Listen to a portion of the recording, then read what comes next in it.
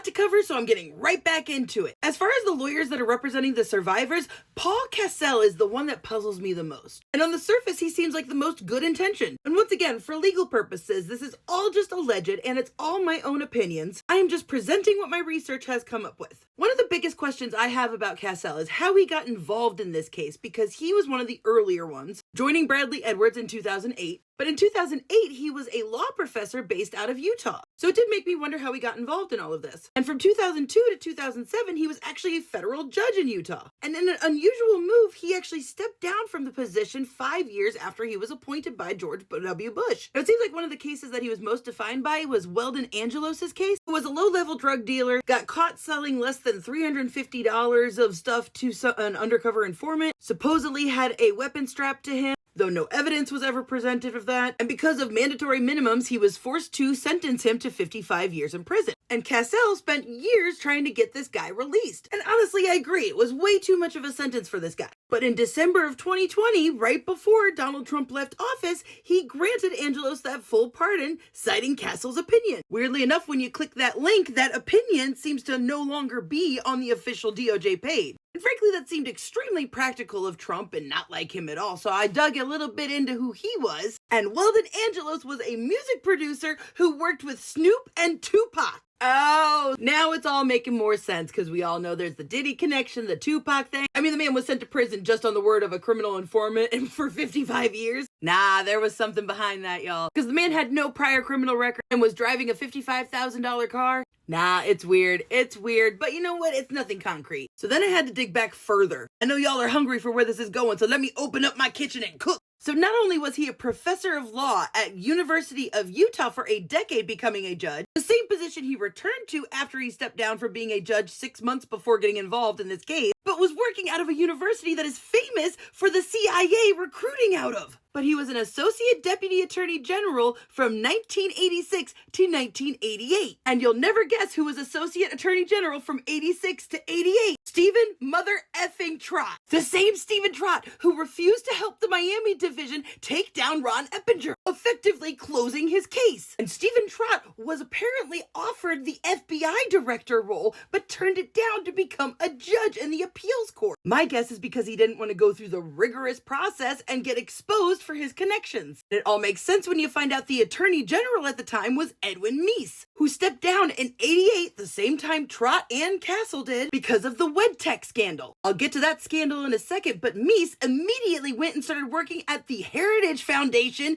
in 88, where he still currently serves as a member of the board of trustees. Meese also was part of covering up the Iran-Contra affair, which, as we know, leads back to Bill Barr, H.W., Khashoggi, all those people. Not only did Donald Trump give him the Presidential Medal of Freedom, but the National Republican Lawyers Association bestows a Edwin Meese Award to people annually, and one of those people being Lindsey Graham, which is wild considering what we find out about this WedTech scandal. Now, the scandal itself is not really important, so I'm going to gloss over it. It's something about baby carriages and stock, and it doesn't matter. One of the key people in this scandal was Major General Vito Castellano, who was bribed by someone to be promoted to a commanding officer of the National Guard. The National Guard under Governor Mario Cuomo. Isn't it weird how the same names just keep popping up over and over again? But Vito Castellano has a very famous cousin, Paul Castellano, head of the Gambino crime family. The Gambino crime family that was prosecuted by Spitzer, who had received both donations from Trump and Epstein during his time as the Manhattan District Attorney's Office. The Gambino crime family who had family members represented by Roy Cohn, Donald Trump's best friend before Epstein. Both the Genovese and the Gambino crime family worked together in New York, along with John Cody, a Teamster union leader, to essentially run the city. And in 1980, an informant told the FBI that Trump was involved with them. So much so that they subpoenaed Donald Trump. And while Trump obviously denied any of it, John Cody was receiving apartments for free through the people that he was working with. And a female friend of Cody's, a woman with no job who attributed her lavish lifestyle to the kindness of friends,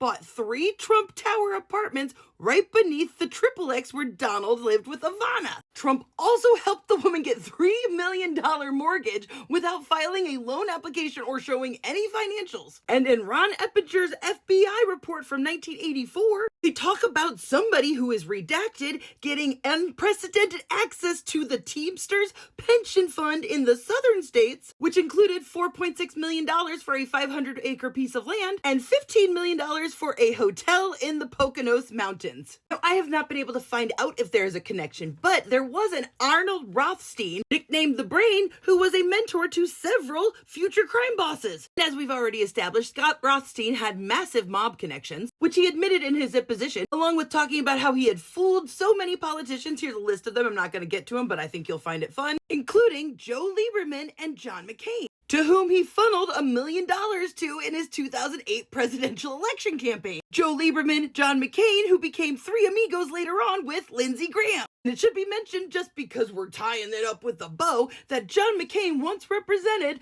the district that Andy Biggs now does. Just to show y'all that the Sascha Ties keep coming up. So it just goes to show, if you dig just a little bit deeper below the surface, a whole dam can break. Now we're coming into the home stretch, folks, because we're going to pivot to Gloria Allred, feminist icon known for representing sexual harassment victims in high-profile cases when no one else will, taking on a lot of powerful people. Now, in 2020, she only represented one survivor out of this whole case. But as recently as November, December, she was making the rounds talking about the Transparency Act. She also represented a total of 27 survivors of Jeffrey Epstein. But within the last year, Gloria has received some negative backlash, where multiple high-profile clients say that she pressured them into agreeing to settlements and was pushing them to accept confidential agreements, completely ignoring what her clients wanted. Now, here's where it's going to get real weird, folks, because Gloria represented some of Harvey Weinstein's victims, right? Which feels like a conflict of interest because her daughter, Lisa Bloom, starting in late 2016, took a job with Harvey Weinstein. She called it an advisory role, but it seems that advisory role consisted of her trying to undercut victim stories and was weighing the possibility of releasing photos of Weinstein victims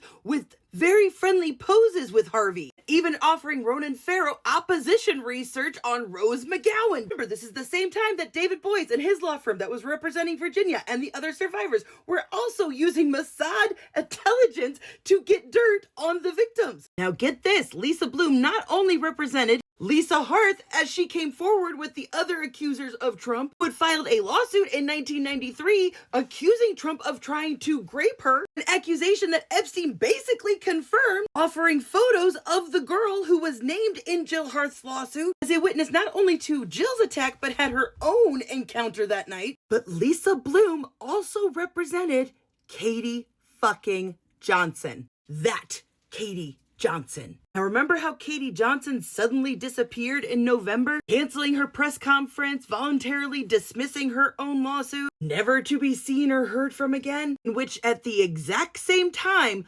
Lisa Bloom goes and starts working for Harvey Weinstein. Which now leads me to my million-dollar question. If her daughter was representing two very legitimate victims of Epstein and Trump, while also representing survivors, because she's been involved in this case for a while, then why is it that none of the Epstein survivors have ever publicly commented or even been asked about Katie Johnson? Not only that, but Katie Johnson came forward before the very first Trump presidential election. Several of the Epstein survivors publicly have supported Trump, talking about how they voted for him. So how could a single one of them even do that after hearing about Katie Johnson? Given the direct familial ties, there's no way that Gloria didn't inform the rest of those survivors about those lawsuits. We've always known that something was off, that something was weird with all of this. In the past, I've always written it off as maybe they're scared of him, they're scared of what he'll do to them, or they're scared of being sued. You know, but this doesn't feel like fear. In fact, Anuska Jagorio said